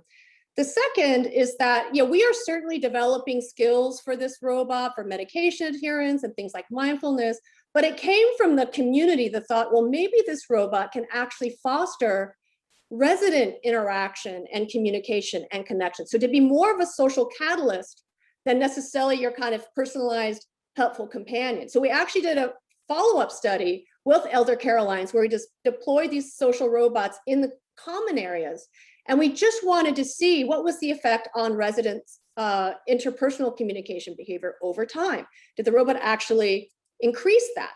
So, so the punchline is, we can actually show that that did happen. So almost like we know from, in some cases, companion animals, having this social robot encourage residents not only to explore and talk to the robot, but teach each other about the robot, engage in activities, where this robot became this interesting thing to talk about and to be able to interact with. So that was really interesting to see. The other thing that's worthy of note is when we looked at a polling of, given these kinds of skills or opportunities a social robot might be designed to do in the future, are those interesting to you or not? We saw three different groups, kind of this high openness group who was kind of willing to try a lot of things, a sort of mid openness group, and what we call a low openness group. So over the period of the 3 weeks, the openness or acceptance of the robot in the top two groups increased over time. So that was interesting, but not the case for the lowest group. They still remained concerned, particularly around things like privacy and security of the technology. And that's understandable because we didn't actually do anything explicitly to help remedy that concern. But just to say, this raises a really important topic, which is the responsible and ethical design of these technologies, given we're talking about technologies in the living spaces of people, where if you want to personalize, you are capturing data on them. So there's concerns of privacy and security, but a lot of other things too that we just need to be really mindful of. So what we're starting to see, at least in the field that I'm in social robotics, is more interest. We're at the very beginning stages of this, but new methodologies of, say, design justice and so forth, to be able to design these technologies in responsible ways. So this is an example of a 1-year co-design process where we deeply engaged the voices of older adults from the very earliest stages to understand what their ideas, their opportunities, and to give them the lived experience and insight of how this technology works so they can feel like they're real informed contributors to this process. So for instance, at the very beginning, we have a more divergent design process. We actually engaged in art therapy where residents were given this kind of cool sprout system where they'd actually create digital artworks to communicate what their thoughts and aspirations were for this kind of technology, as well as kind of where they were and how they thought about technology at the start. We then moved into this convergence phase where we got more concrete, more tactical. We actually sent robots out to live with our cohort for at least a month. Some of them still have the robots, been over a year. This gave them a really grounded lived experience of what it's like to have a technology like this in the home. And then we even designed new software tools so that we could engage older adults in designing their own skills for the robot. And many of them said, when I started to code this robot, now I really felt like part of the design team. So being innovative, thinking about multiple ways we can get input and insights from our key stakeholders, I think is a really important opportunity. And then we engage them in coming up with design guidelines that they would like to see as we design these kinds of technologies moving forward. So this is a theme that I think is going to continue to grow in the field of social robotics, and it's an important one. The other thing that we're doing now is we're developing design and policy toolkits to help people be more cognizant of things like the social persuasiveness of these technologies, the transparency, their right to program skills and new abilities in them, the challenge of emotions, and is it deceptive to have a robot exhibit emotions and so forth. So really developing tools and toolkits to help people engage in a meaningful dialogue around these opportunities. So to conclude then, I just want to say, we're at the very early stages of this technology. In some ways, the genie's out of the bottle. We have conversational agents like Alexa and so forth out there. There's a lot of growing interest in, again, developing these e-health and m-health applications, but there's still a lot of work to be done to understand what this could really mean in a meaningful, high impact way when people start to really live with these technologies over extended periods of time to try to achieve meaningful health outcomes. So I already highlighted the importance of responsible ethical design to really bring in these all the stakeholder voices in more richer, meaningful ways. We still need to continue to do larger scale, longer term, real world deployments to really understand how people use these technologies, to grapple with the appropriate roles between the different stakeholders to make sure it's enhancing the human and the patient team rather than marginalizing anyone in that. That's important for equity. There are plenty of AI computational advances that continue to come to bear. The context awareness of the perception and effective computing technologies is important. We see in our own work a big interest and demand in multi-turn, more meaningful conversations with these agents. A lot of what we see now in things like Alexa and Google Home are very transactional. It's like a one-shot kind of turn. People in these contexts want to have more meaningful verbal interactions with these systems. And then a big one is, once you have interventions that seem to really hold promise and are worth trying to scale, there's a whole host of challenges in how you actually commercialize these kinds of technologies. So I'm going to end there. And again, just thank the incredibly talented graduate students and postdocs and research scientists in my group who do all this work, as well as a whole range of sponsors that show, the interest across companies, government agencies, and so forth in these use cases. So thank you very much. Thank you. This was a wonderful talk, and you touched upon really many points that hopefully we can discuss during the panel discussion. In the interest of time, I would like to move to the next speaker right now so that we give our speakers the chance to present what they have prepared for us. Yeah, fabulous presentation. Our final speaker is Karen Eggleston, Senior Fellow at the Freeman Spogli Institute for International Studies at Stanford University. Dr. Eggleston also serves as Director of the Stanford Asia Health Policy Program at the Shorenstein Asia Pacific Research Center at Stanford. Dr. Eggleston has been a consultant to the World Bank, the Asian Development Bank, and the WHO. Thank you. It is an honor to be with you today to share some perspectives as a health economist about the potential implications of robotic technologies for aging societies. So let us zoom out our gaze from the specific technologies, their design and interaction with specific users, zoom out to organizations, health systems, and aging societies. And we want to think about how these technologies might be implemented in practice. And I'm going to share some evidence about adoption of such technologies and their implications, particularly for the workforce. So we all know that population aging is powerfully shaping the 21st century with this demographic transition, which is falling death rates and falling birth rates and the challenges of promoting aging. Perhaps we're not all as aware of the extent to which East Asia, especially Japan, is leading in this transition and may have lessons to teach us about adjusting to the oldest age structure in the world, an inverted population pyramid. Another metric shown here I developed with esteemed co-author Victor Fuchs relates to percentage of the share of gains in life expectancy at birth realized after age 65. And if you look at cross 20-year periods for over a century, you see that Japan went from well below the average of other high-income countries to well above that average. So it's really leading the edge in terms of this demographic transition.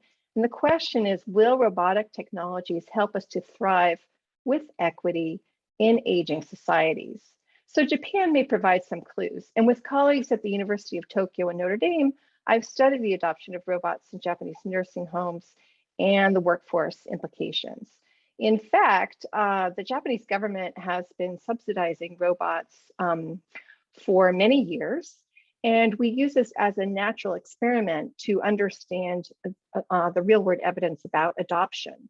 Natural experiment, it's not like an RCT, but it does give us an opportunity to apply some of the techniques that economists have developed to try to tease out causality from correlation. Indeed, this year's Nobel Prize in Economics was specifically about these kinds of natural experiments.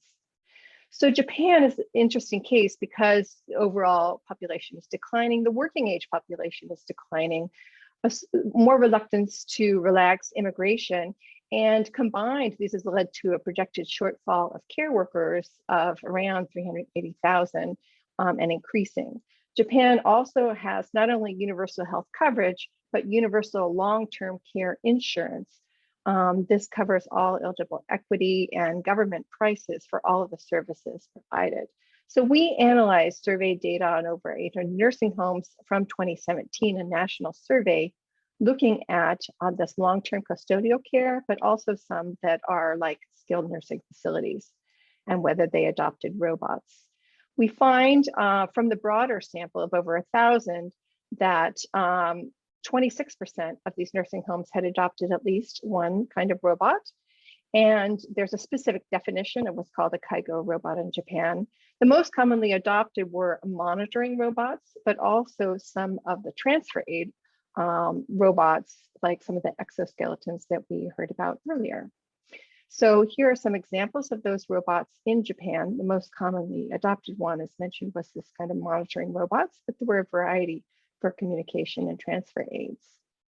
So our empirical analyses use variation in the generosity of subsidies across prefectures. You can see here in this map, there is considerable variation. And we use that to try to tease out maybe what the impact of being exposed to these subsidies for robots were. And we do find that although there's a lot of variation, subsidies do predict robot adoption. So when we look at not just the correlation, but potentially the impact of having one of these robots, what do we find? Well, I won't go into the details, our time is short, just to mention that we find that robot adopting nursing homes employ more direct care staff, not fewer. And they have fewer difficulties with retaining their staff. So, and these additional staff members in the nursing homes were concentrated among what's called in Japan the non-regular employees. That is the direct care staff on flexible employment contracts with fewer benefits. And also there's some indication that the wages of the full-time regular nurses was lower. This may be due to the reduction of care burdens such as fewer night shift hours. And the nursing home managers reported that the likelihood of having difficulty in recruiting and retaining staff was lower after they've adopted robots. Now, we looked at whether the prefectures were systematically different, if they had subsidies or not, and we find similar trends. In particular, the average job openings to applicants was quite high, very tight labor markets, particularly in long-term care, both for those with subsidies and no subsidies, compared to other occupations in Japan. So basically, we find that robot adoption appears to decrease difficulty in staff retention and to increase employment by augmenting the care workers and nurses on flexible employment contracts. There's some impact on wages. We'll have to follow that going forward to see whether the benefits are related to fewer night shift hours or overall shift in who's doing what kinds of tasks within the nursing home. And robots are associated with higher nurse staffing per resident, controlling for the resident case mix. So this hints that robot adoption may support quality of care, although we're still looking into that and more data is needed. So our findings suggest that robots may not be detrimental to the workforce, indeed may help to address this care gap that we've heard others talking about and address some of the challenges of rapidly aging populations. With colleagues, we fielded a survey of nursing homes in January of 2020, and we found that the managers overwhelmingly agreed that monitoring robots can help workers understand and help residents, that it can relieve worker mental stress, and that both the non-wearable and the wearable transfer robots, like those exoskeletons we heard about earlier, can reduce worker physical burden and pain, such as back pain, which is one of the leading reasons that care workers quit their work in Japan as elsewhere. So I'd just like to close, save time for discussion, by mentioning that economists have developed several tools or metrics to think about the impact of AI or embodied AI and robotics going forward across different occupations. And I've graphed here two of those different measures, which obviously use kind of different scales, with more variation in the orange one developed by Webb. But what you see here is that various healthcare occupations fall in between. The impact of AI is predicted to be much higher than the lowest scoring occupations, while lower than the highest, most impacted occupations. And even within healthcare, it's not all about radiology and surgeons, but nurses and nursing aides, as we've seen, are also expected to be impacted. The question is, will it be augmentation and will it support those vital caregiving relationships? So I will close by saying that the question is whether these technologies will augment dignity and affordability of care and caregiving. And there have been several major abiding challenges in the health sector. Quoting from a dear colleague and co-author, Victor Fuchs, who wrote way back in Who Shall Live in 1974, those challenges are high and rapidly rising costs, inequality and difficulties in access, and large disparities in health outcomes. And as Dr. Jal very recently commented on that, quote, the insight is striking. In the 40 plus years since, we have seen wide-ranging and transformative changes in health and medicine, yet these same challenges remain, unquote. So the question is, can robotic technology and AI innovations help to address these challenges? I look forward to the discussion. Thank you. That was a fantastic presentation, very provocative. I'd just like to ask, what are some of the similarities and differences between Japan and other aging societies that may help to understand the generalizability of these experiences? And I guess as a quick follow-up, we're in the midst of a huge labor crisis right now. Do you think that this will drive adoption in our healthcare systems? Well, thank you for the question. They're really important questions and no one has all of the answers. But as I mentioned, I think Japan is particularly informative given the population age structure and many of the challenges there, long work hours, high burden of care, staff that feels overwhelmed, care gap, low pay for many of the caregivers, physical burden that leads to high staffing turnover, which can impact quality of care. All those are quite similar. Japan, as I briefly mentioned, can be quite different in some sense. All of these nursing homes are not for profit. They're paid the same way by a universal insurance program for long-term care services. There's a reluctance to bring in immigrant labor, although that's being relaxed more recently. The ratio of working age to elderly population is even more severe care gap than in the US. So there are many differences. And of course, they're subsidizing robots and not talking about taxing them. But there is some generalizability in thinking about how are they incorporating these technologies within their day-to-day workflow? And is that improving the lives both of the workers and the residents? So I don't know for sure how this is going to play out further in terms of costs. I don't know the answer to your second question either, but I think we have time now for some discussion. So I'll leave it to my colleagues as well. Thank you. Well, I think you've teed this up. We'd like to welcome all 6 of our speakers for a panel discussion.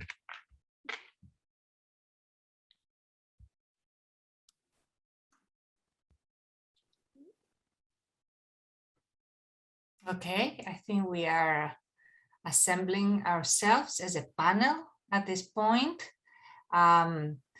If the panelists can be shown in the main screen, I think that will help us a little bit here.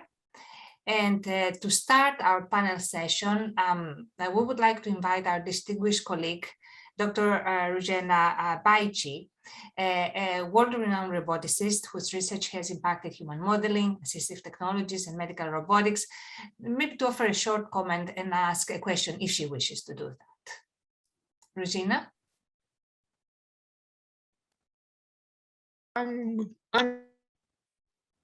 Okay.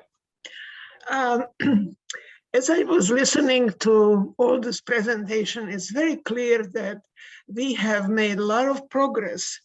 But what is apparent to me, that all the stuff that you guys have shown is a case studies. You have shown it can be done. But unfortunately, in order to penetrate the community, to really make these things widely acceptable, you need 2 things. One is the user acceptance. And that, of course, is a challenge, and you all have recognized that. But the second thing is cost, economy. It's well known that from manufacturing and economy, unless you can make things cheaply in large quantities, the economy will not allow you to penetrate this technology outside. So one of the things I was thinking that, and I would like to get your answer, in order to get the economy going, have you considered the modularization of this technology? Because then one can hope that one can say many things and then and use it as a composition to tailor to the subjective, because medicine is so subjective, individualized, that we will have to face up to that. So that's my 2 cents. Thank you. Can we get a reaction from our panel? Sure, I'm happy to jump in. So with regards to adding autonomy to assistive machines, I would say that the autonomous pieces themselves actually can be quite affordable. We've made a point of prioritizing that with our robotic wheelchair. The devices themselves, of course, to begin, might not be, but at least in the case with wheelchairs, they should be covered by insurance. My understanding of actually where the largest bottleneck will be in terms of adding on this sort of technology to assistive machines, well, actually, the cost will actually probably come from the FDA approval process. and all of the lawyers' fees that would be involved in that. And that likely will be necessary, FDA approval will be necessary in order to get this onto insurance reimbursement forms. And that is actually where I'd love to, however, see the field go. So when you get fit for a powered wheelchair, a therapist will fill out a stack of forms this thick that justifies every seating cushion, every interface aspect of the interface of choice. And I would love to actually see autonomy on that form, and where you could say that based on these sorts of needs, this is the sort of assistance that would be needed. It'll require this kind of software and these kinds of sensors. And if we can get to that point, I definitely don't think we should be designing autonomous wheelchairs from scratch, right? This should be bolt-on technology to existing machines that already have gone through that whole reimbursement process.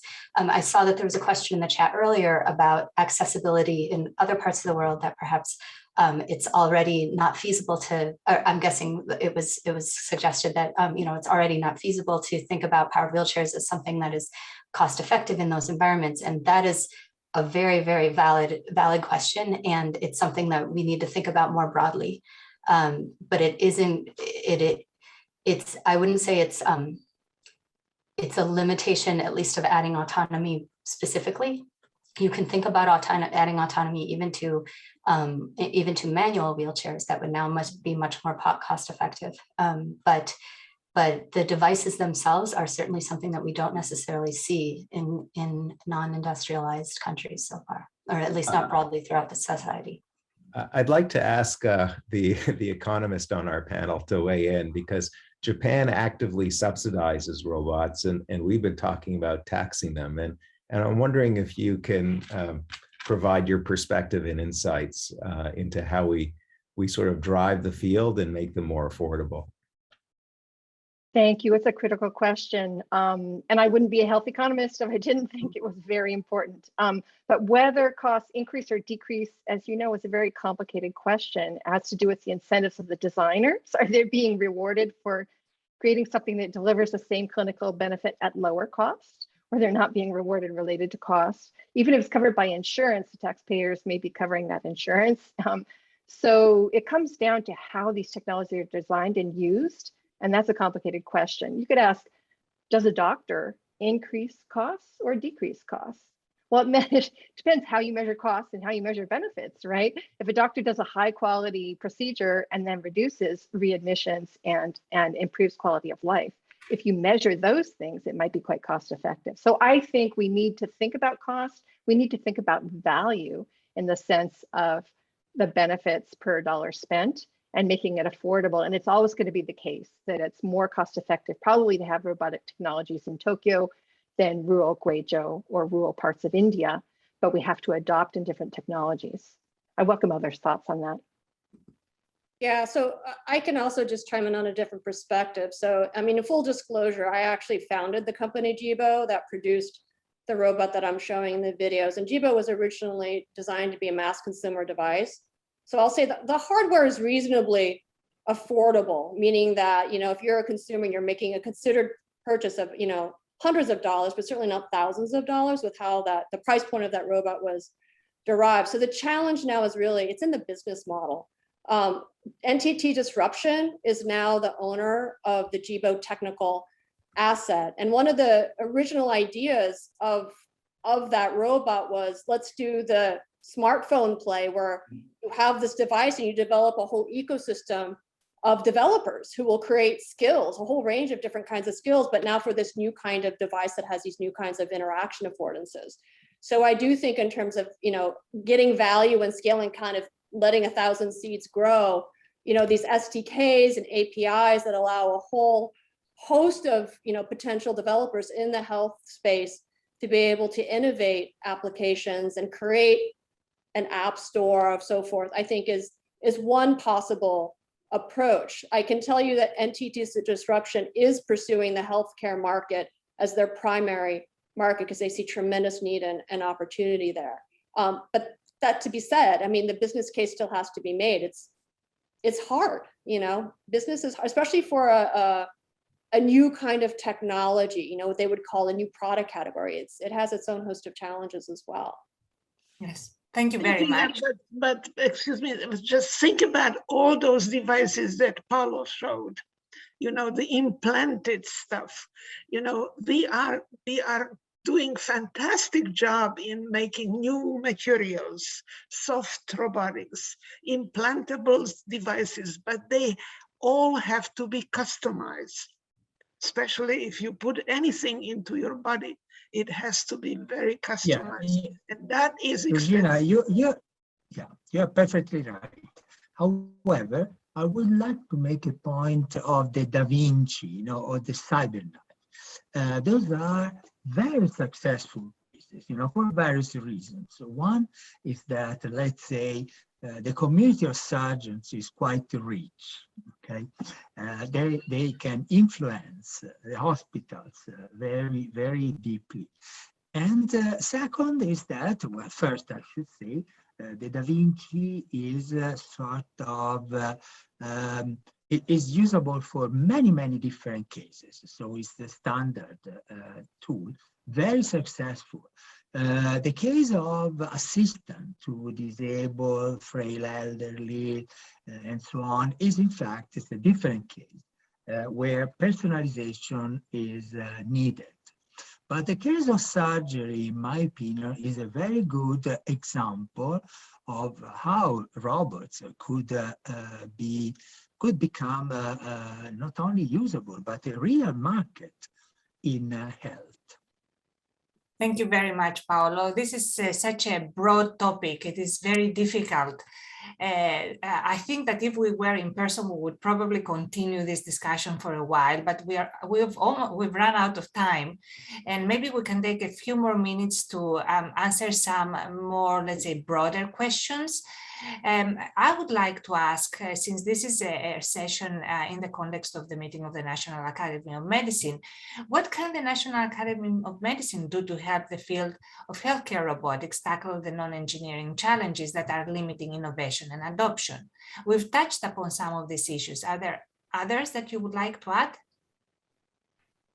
I'll make a quick comment, and I apologize because this is circling back to the previous question, but it's addressing what you just asked, Lydia, which is, as Elliot mentioned, you know, the current, as I understand, status of the taxation policy is to tax medical devices, and I think tax, you know, a major aspect of tax policy is to incentivize certain behaviors, and you're asking about innovation. You know, how do you incentivize innovation? I don't think, you know, subsidies are one thing. I don't know if you have to go that far, but taxing medical devices seems like the wrong place to for the government to try to obtain revenue, because if you want the U.S., as we do, to be leaders in this area, then I think you need to incentivize and at minimum not tax it. So I apologize kind of for going backwards to some extent, but I do think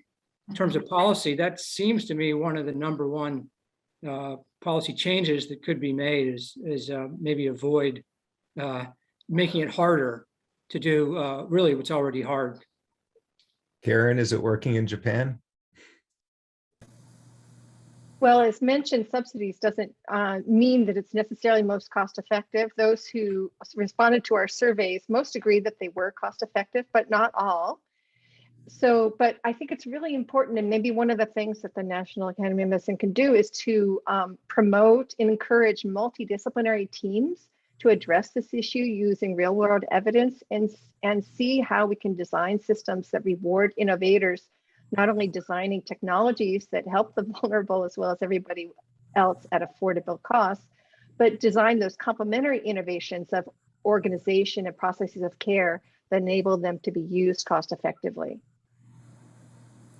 I think another dimension of this also that the National Academies could help with is to provide help to lobby for more support at NSF and NIH to really help to support this cross-cutting research. A lot of this work falls through the cracks if you don't fit into a particular box. And I think a lot of potentially innovative ideas aren't really making it through. And I think that could really help a lot. You know, one of the challenges that a lot of individuals face is that you're sort of doing two things in parallel. One is you're developing technology, of which, as many people said, a lot of this work is still very early.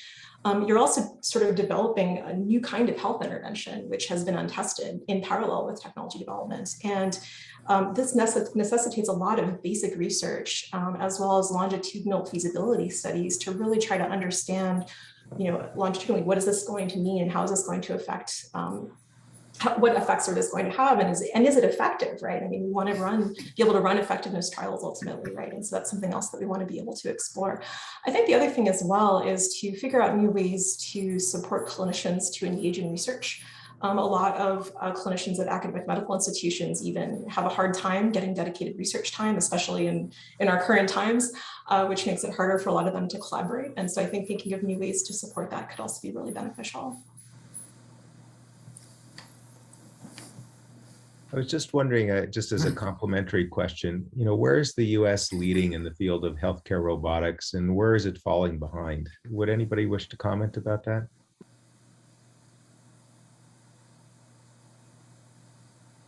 Well, I would say in surgical robotics for sure.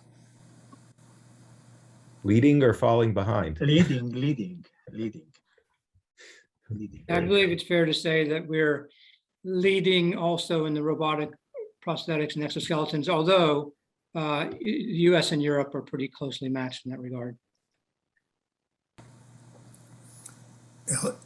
Elliot, can I break in with a question? Sure, please do. Absolutely. So these are all Rod, maybe you probably don't need any introduction, but maybe you should just briefly tell people who you are. I'm Roderick Pettigrew. I was previously director of the National Institute of Biomedical Imaging and Bioengineering. I'm currently at Texas A&M and Houston Methodist, where I just started a new Convergence Engineering and Medicine medical school called InMed. And I'm a little bit voice challenged. But the question that I have is that these are all marvelous advances. I had specific questions for Michael, Cynthia, and Karen. I won't ask those individual questions because of the time. But the one concern I have is how to bridge the social divide with these fantastic advances. So robotics that do a better job of continuously monitoring health, being able to monitor health in the home and give feedback would be a marvelous advance. The socialization of robotics that Cynthia presented, is fantastic, and that opens up a whole new world. And we're so challenged with emotional well-being now and addressing that. But all of these technologies are likely accessible to those who get their services from major healthcare centers, but likely less so from those who are out in the community. And I'm just sitting here wondering, how do we get this out to the people who are likely the most in need and where the greatest demand really is? Elliot, this is a challenging, I think, discussion, and certainly not going to be answered in the next few seconds, but you might think about having a follow-on session about this issue that is sort of suggested by the title of this whole session about equity and diversity and reaching across the divide to provide greater equity. But I haven't quite heard yet how we actually do that. A little bit with the last line of discussion began to touch on that, and I agree with Michael that taxing devices seems counterintuitive if you really want to reach out into the underserved populations. Well, I think that's a critical point, and that's really one reason why we invited Professor Eggleston, because I think we have a lot to learn from other countries, particularly Japan, but a lot more work to be done. Given the time and that there are I'm sorry not to allow the panel to respond to this really important question, from Rod, but the award ceremony is at 4 p.m. You know, want to make sure that everybody who wishes to attend it can attend it. So we'll sort of make some closing remarks. In the late 18th century, during a period of rapid social change, the English philosopher William Blake remarked that in the universe, there are things that are known and things that are unknown, and in between them, there are doors. What will be the fate of medicine and healthcare in this current era of increasingly intelligent machines and robotic assistance? Will the beauty and fragility of humanity as a driving force in healthcare be magnified or diminished through the lens of a machine? On behalf of the Health and Technology Interest Group of the National Academy of Medicine, we would like to thank you for joining us this afternoon and very much hope that you have enjoyed this session. Please be sure to send us any follow-up questions or comments. In addition to thanking our absolutely outstanding speakers, and I want to emphasize that all of you who spoke today, these were fantastic presentations. But we'd also like to thank Jamal Samuel, Thomas Holland, and Noor Ahmed of the National Academy of Medicine who helped to ensure the success of this session. We're also very grateful for the thoughtful input and advice of our Interest Group Program Committee, Nick Pepis, Tejal Desai, Nirav Shah, and Lucia Ono Makado. We will also be soliciting topics from all the members of the Health and Technology Interest Group that we should consider for next year's session at the annual meeting of the National Academy. Thank you very much for joining in this session. We are going to have a very short break, and we hope that you will join us for the NAM Awards announcement, which is going to start at 4 p.m. Eastern. Stay well, and we hope to see you in person at next year's meeting. Thank you all very, very much. Thank you.